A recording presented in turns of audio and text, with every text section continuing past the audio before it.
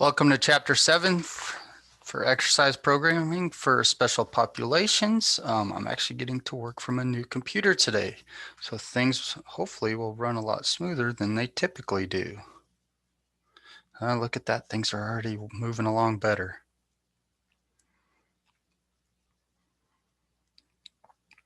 All right, so systemic autoimmune and hematological diseases. These are hallmarks. The hallmarks of these diseases are an inappropriate immune response that results in inflammation and tissue damage. Interventions usually involve minimizing symptomology, further damage, developing effective management and coping strategies, improving functional abilities, and improving quality of life. So again, a lot of what we see with these particular diseases, just kind of getting off topic a little bit, kind of leads to why you see so many people that have this ideology that food causes inflammation. And again, it does for people that have autoimmune or hematological diseases. So again, um, uh, inflammation comes after injury. Inflammation comes after disease. Inflammation does not lead to injury or disease. Now, again, inflammation can further exacerbate diseases that are already there, or once you have a disease, you can have inflammation, which then creates new problems. But again, there's got to be problems there in the beginning. So when people tell you like, oh yeah, don't eat those foods, they're inflammatory, whatever else, for a healthy individual, no, they're not. It doesn't work that way. You're not going to eat like, just say like a carrot, if that was one on the list, you're not going to eat carrots and all of a sudden like you have this inflammation issue. You've already got to have an issue first. All right. So please understand that when you see all these crazy people on Instagram and everything else trying to tell you that, or even on the news, a lot of times, you'll find when it comes to, especially our practice, you hear people say the news is fake news. Most of the time when they're talking about nutrition and fitness, anything that comes on the news is 90% fake news, unfortunately, and most of the so-called experts that are on there have no idea what they're talking about.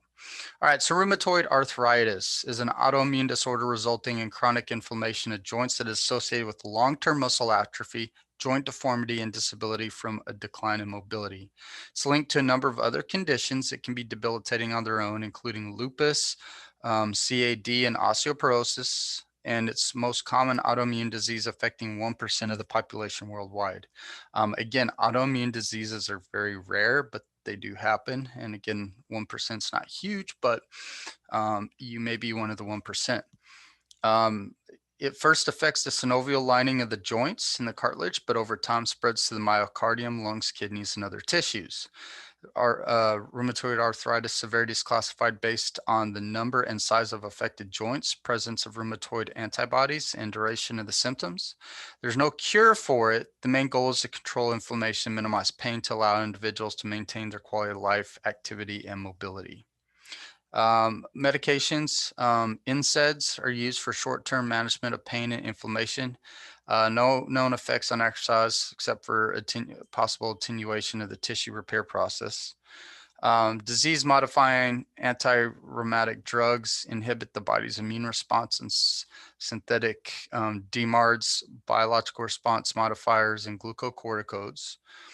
Synthetic DMARDs are slow acting, take weeks to months, and are given early to minimize long-term joint damage, whereas glucocorticoids last only weeks to months. Exercise, similar to healthy individuals, individuals with RA will reap benefits from exercise, including improved functional abilities. Resistance training is beneficial for preventing falls, as research indicates enhanced balance and range of motion from resistance training, and neuromuscular training, such as doing yoga or Tai Chi. Table 7.1 gives you all the recommendations, but in short, exercise should be low or no impact if rheumatism classification is high, but mode should vary to avoid overuse. Intensity should start at low to moderate, 55 to 85% max heart rate, 2 to 5 days a week, preferably every day. Resistance training should be done 2 to 3 days per week using 1 or 2 sets of 10 to 15 rep max, progressing to 3 or 4 sets. Avoid ballistic movements Again, some individuals may be able to do that stuff and feel fine. Some may not. You just, if they come in and they feel like they want to do that, you can kind of, test them on that. And if they seem okay, but in general, yeah, avoid it. Activity should be modified based on joints affected, but flexibility training should be encouraged to improve pain-free range of motion. And cool down consisting of 5 to 10 minutes of low intense exercise or static stretching is also recommended. Lupus is a multi-system autoimmune disease whereby the inflammatory process systematically degrades the body tissues, ranging from skin to the internal organs. Discoid lupus erythematosus affects primarily the skin, whereas systemic lupus erythematosus more broadly affects the body and can either be organ-threatening or non-organ threatening. It affects more women than men, 10-to-1 ratio, with symptoms appearing between 15 and 45 years of age.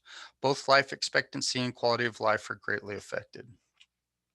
Causes of lupus are unknown, but there may be genetic, environment, or hormone factors involved. Environmental triggers include UV radiation, drugs that produce photosensitivity, penicillin, other antibiotics, infection, virus, exhaustion, or stress.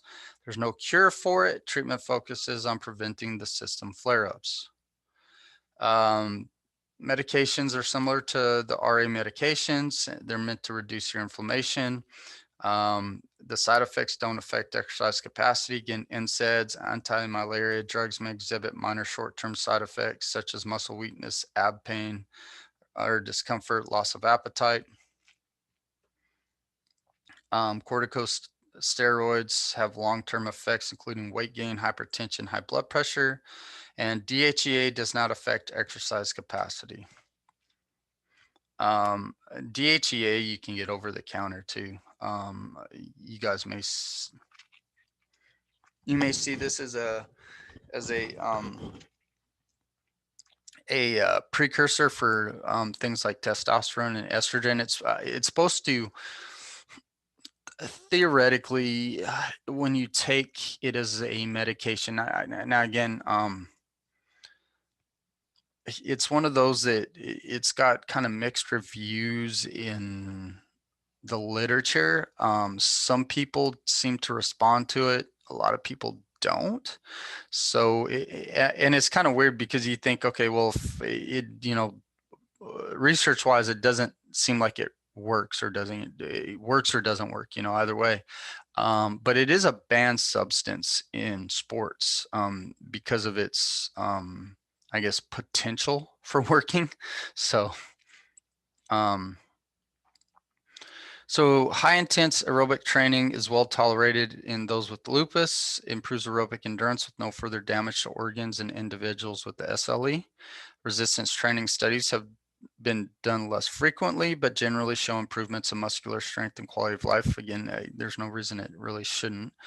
Excessive levels of activity may result in excessive pain and fatigue, which can limit activity over the next several days. Again, same thing when you take a beginning exerciser who's in really, really poor shape, you got to ease them into it. Same thing. For some individuals, purpose of activity will focus more on symptom management than actual performance.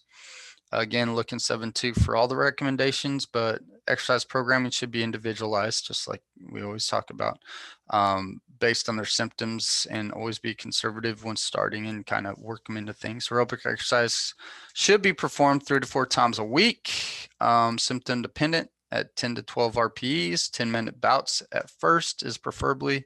Then try to get them up to 30-minute continuous and on up if they can do it. Exercise mode should be varied to avoid overuse injuries. Ballistic motion should be avoided. Goals should be more days per week, but changes should be gradual, especially if using new exercises. Resistance training is prescribed to improve activity of daily living, should be performed 2 to 3 days per week. Again, symptoms dependent, using light to moderate, 40-60% of the 1 rep max with 1 to 2 minutes rest in between, longer if necessary. Again, at first, a lot of times with folks that have things such as this, is just to get them moving and doing things, actually seeing like physical results and all that. We won't worry about it at the beginning. We just want to see what they can tolerate and what they can do, you know, and get them back the next day and so on and so forth. Okay. And again, make sure you're clear to them on that as well, because if they're like, hey, I'm not losing weight, or I'm not, and you're like, look, at this point, we just want to see what your body's going to handle and move forward from there. Right. And then flexibility training is recommended to relieve musculoskeletal pain. Static stretches should be held 5 to 10 seconds initially, trying to get to 10 to 20. Chronic fatigue syndrome, autoimmune disease characterized by unexplained fatigue lasting more than 6 months and not relieved by bed rest. It's diagnosed more often in women, 83% of all cases, than men, and occurs between the ages of 20 and 50. Has a variety of associated symptoms ranging from sore throat, headaches to sleep disturbances, and depression, often found in conjunction with other disorders such as IBS and fibromyalgia. Their unclear diagnosis is based primarily on self-reported symptoms and exclusion of other possible diagnoses. Again, it's one of those that and I'm not trying to split hairs here. When you look at it, it's one of those, it's like, is it a real thing or is it not a real thing? And it's hard to say, because again, they think it could be symptoms of maybe some other things going on, right? So maybe there's, you know, like you could have several other diseases that cause these symptoms. Therefore, it's not really that you have chronic fatigue syndrome, because if you didn't have the other issues, then you would be completely fine when it comes to the symptoms of this. And then there's some that say no, even though sometimes you see it accompanied with other diseases, it's its own individual thing. Whether it is or isn't really isn't important. What is there is that you're going to have folks that are diagnosed with it.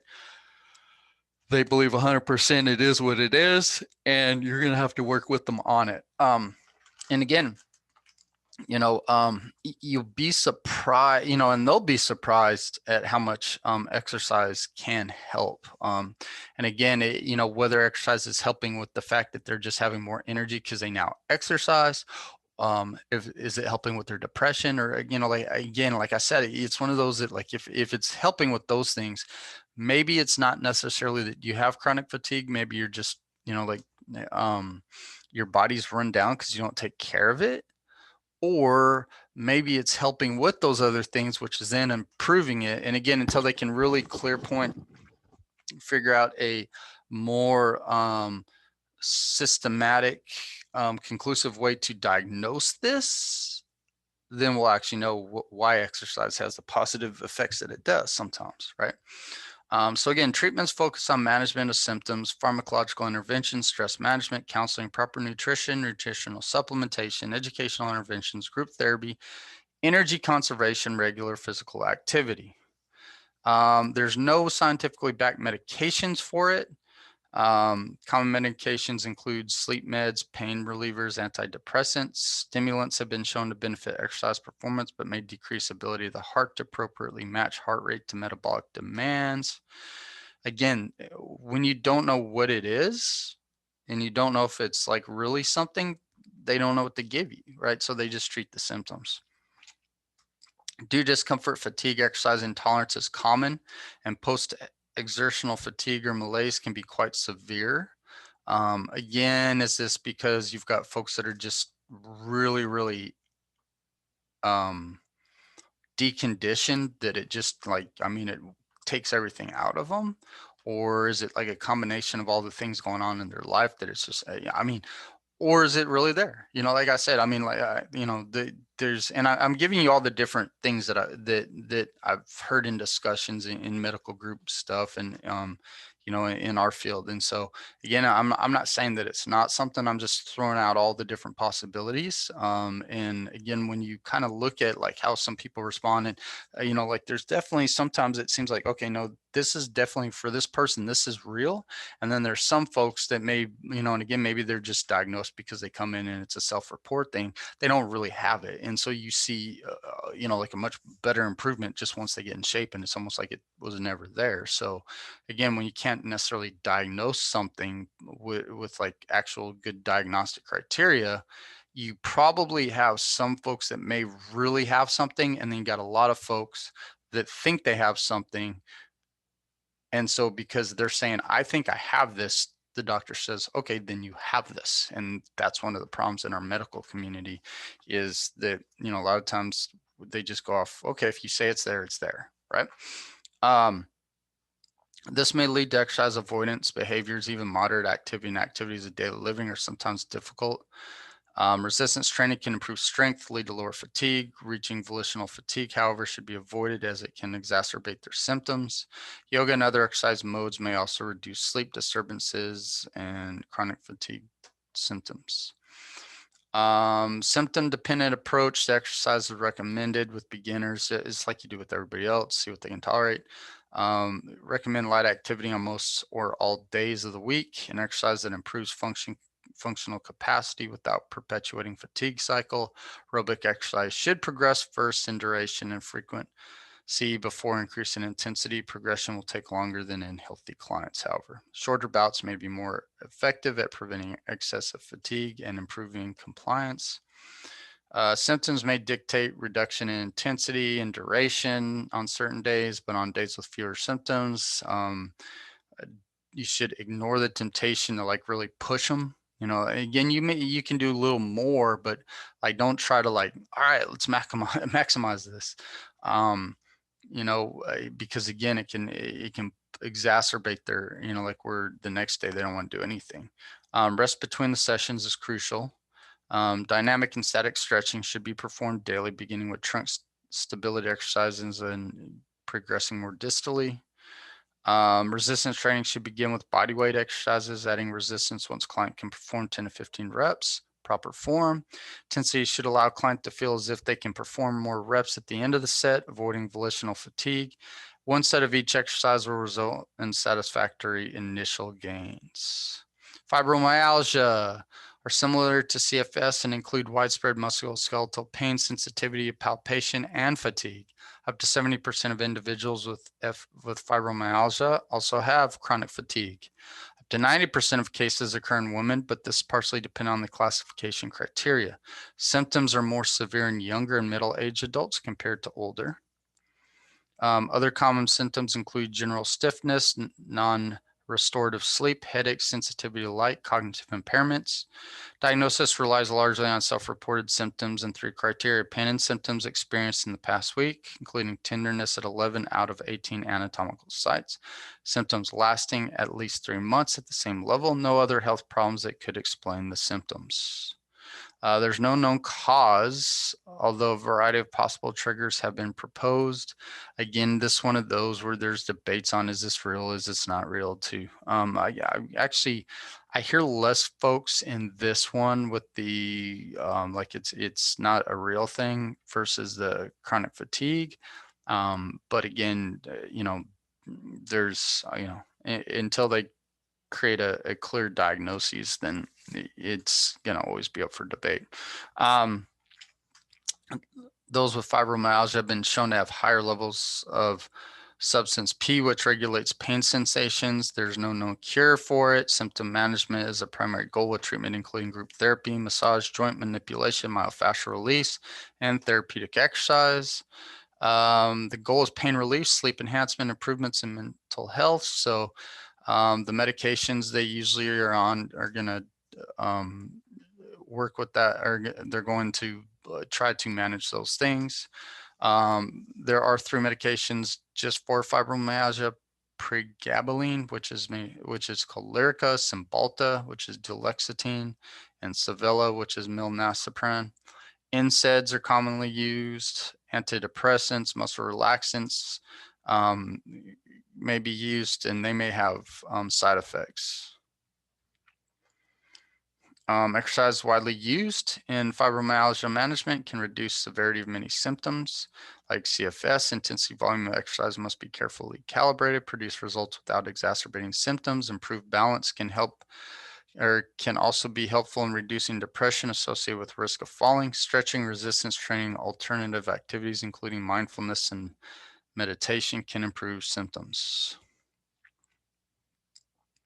Recommendations are similar to those with CFS. Exercise should be prescribed based on daily symptoms, beginning with low impact exercises. Begin aerobic exercise conservatively, use 1 to 2 sessions per week. Light to moderate intensity. Shorter bouts may be more effective at preventing excessive fatigue and improving compliance. Resistance training should begin with body weight, adding resistance, just same as CFS. Intensity should allow the client to feel as if he or she can perform more reps at the end of the set, avoiding volitional fatigue. Same thing, passive and slow static stretching should be low intense, performed daily as a part of other exercise sessions.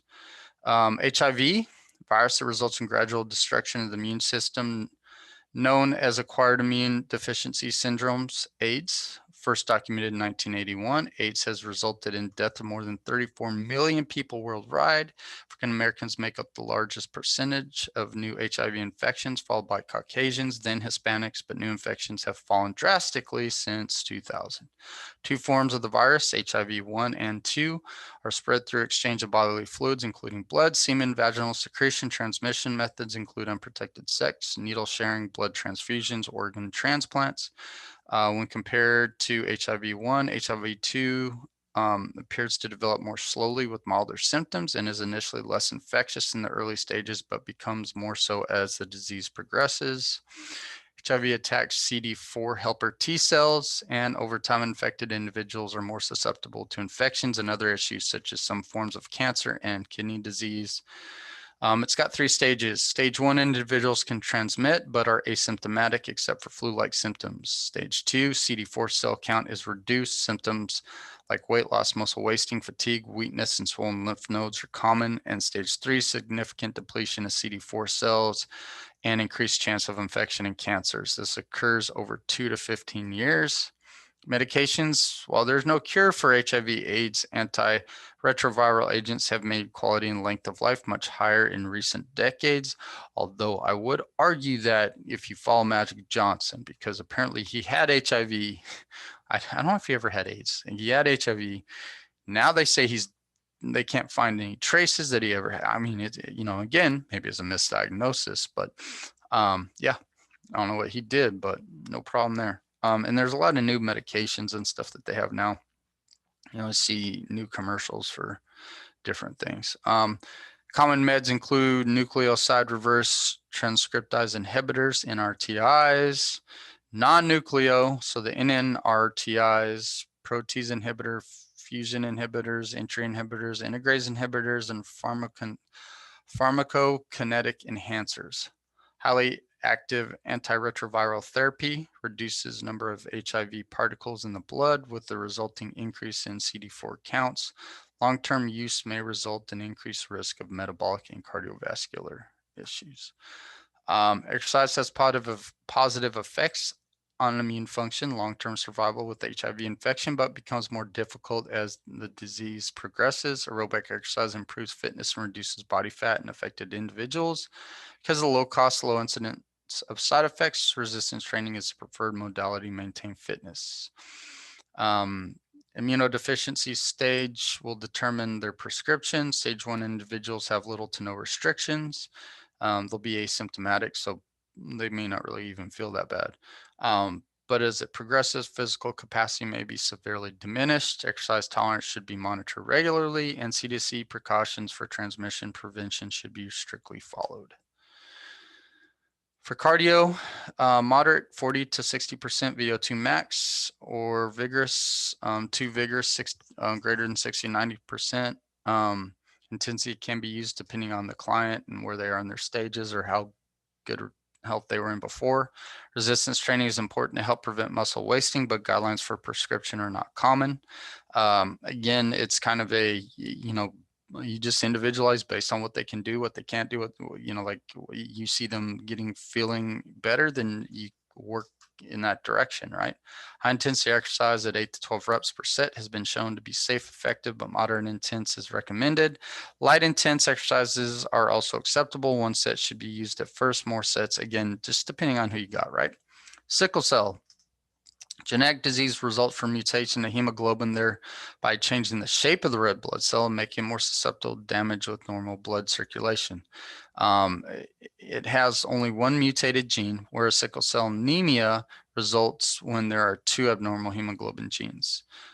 It's more common in individuals of African descent and least common in Caucasians. It is recognized as a global health issue by the WHO. Due to risk of cardio complications during competition, NCAA requires testing for sickle cell disease on all athletes. Deoxygenated blood cells take on an elongated, fragile shape, inhibiting blood flow. Sometimes, like if you look under a microscope, it looks like a moon. It's almost like a moon shape. Inhibiting blood flow, making, or not like a full moon, but like you look at the crescent, like a waxing waning crescent type. It inhibits blood flow, making blood cell damage loss more likely, especially during exercise. During crisis associated with decreased tissue blood flow, individuals will experience pain, vascular occlusions, arteriovenous thrombolisms. Organ damage can result in a shorter lifespan. Anemia can range from mild to severe depending on the individual and can affect spleen, kidneys, liver, bone, joints, and eyes. In addition, organ tissue damage, sickle cell disease can result in low cognitive function, shortened attention span, sleep disorders from low oxygenated levels.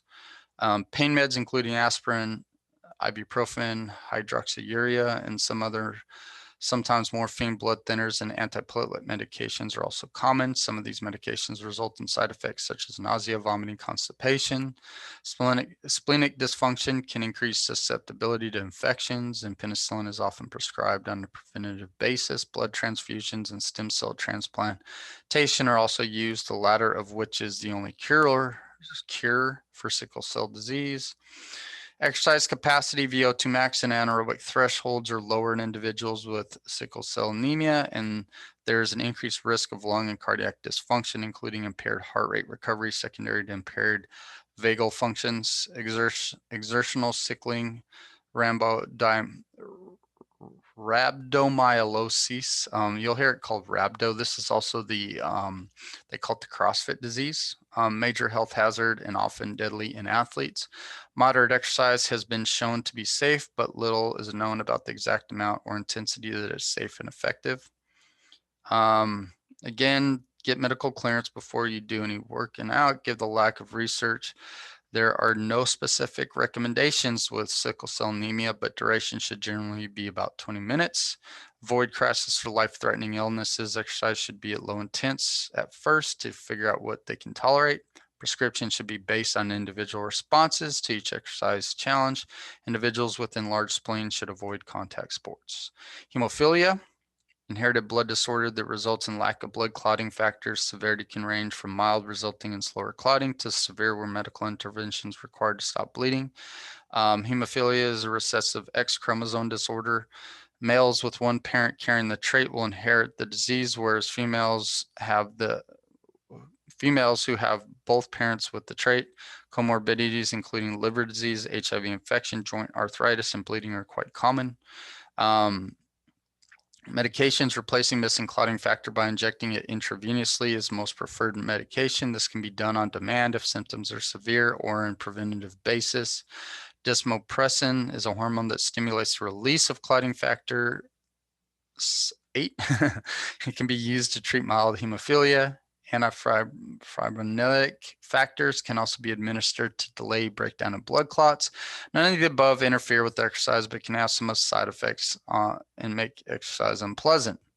Though exercise avoidance is common in hemophiliacs, exercise is generally positive benefit. Resistance training in the population results in improved strength, but also decreases in incidence of bleeding episodes, with greatest improvements in those with most severe joint damage. Moderate intensity aerobic exercise can improve clotting factor 8 levels in mild and moderate hemophilia. Flexibility training also shows significant benefits. Aerobic exercise should begin 15-20 minutes per session, range from 50 to 70% max heart rate. Resistance training should use body weight or resistance band training or free weight machine exercises if well tolerated.